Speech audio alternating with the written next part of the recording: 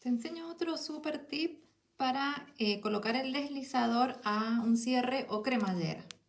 Con el cierre cerrado, lo que haces es cortar un poquito de esta manera.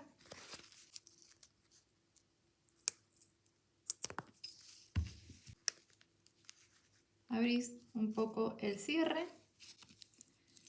y colocas el deslizador con la cabecita redondeada hacia el lado del cierre y lo introducís de esta manera.